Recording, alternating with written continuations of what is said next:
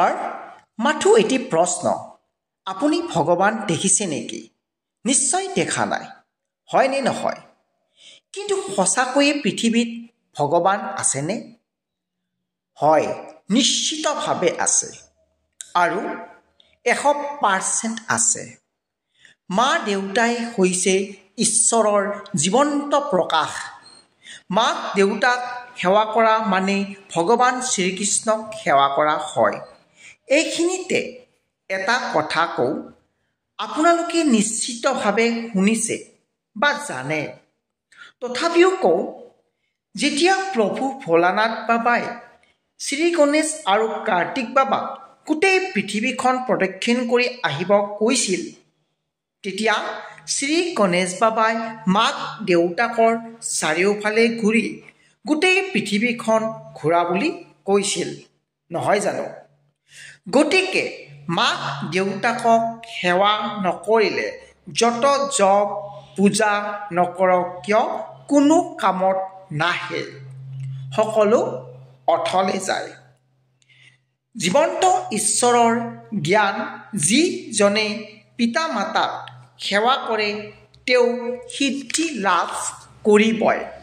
শাস্ত্ৰ অনুসাৰে যিজনে মাক দেউতাকক জীৱন্ত ঈশ্বৰৰ জ্ঞানেৰে সেৱা পূজা কৰে তেওঁ ঈশ্বৰৰ সাক্ষাৎ লাভ কৰিবই। যিজনে মাতা পিতাক প্ৰতিদিনে এবাৰ হ'লেও সেৱা কৰে তেওঁ 10 নাৰায়ণ পূজাৰ পুণ্য ফল পায়। আৰু কোৱা হয়, যিজনে মাতা পিতাক প্ৰতিদিনে সেৱা কৰে তেওঁৰ আৰু জন্ম নহয়। এতিয়া কথা হ'ল, জ্যোতিষ শাস্ত্ৰৰ লগত মাতা পিতাৰ সম্পৰ্ক কি? জ্যোতিষ শাস্ত্ৰত গ্ৰহ নক্ষত্ৰৰ বিষয়ে কোৱা হয়।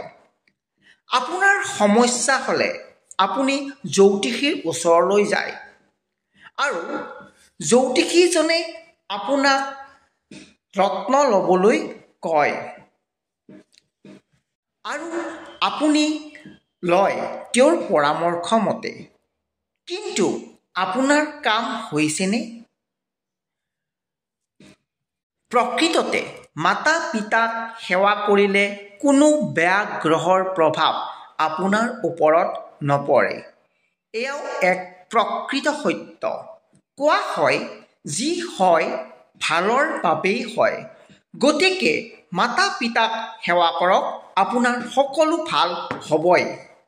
এটা ৰত্নই আপোনাৰ জীৱনৰ দিশ সলনি কৰিব নোৱাৰে, এইটো আপুনি মনত ৰাখিব। কিন্তু জীৱন্ত ভগৱান সদৃশ পিতা মাতাই আপোনাৰ দিশ সলনি কৰিব পাৰে। এজন ভাল জ্যোতিষীয়ে আপোনাৰ ভৱিষ্যত কি হ'ব পাৰে তাকে নকয়, আপুনি ভৱিষ্যতত কেনেকৈ চলিব তাৰহে পৰামৰ্শ দিয়ে। মনত জানো আপোনাৰ প্ৰশ্নবোধক চিন থাকি গ'ল, কিন্তু এয়াই সত্য। গতিকে ভগৱান, পিতা মাতা, ভৱিষ্যত আৰু বৰ্তমান।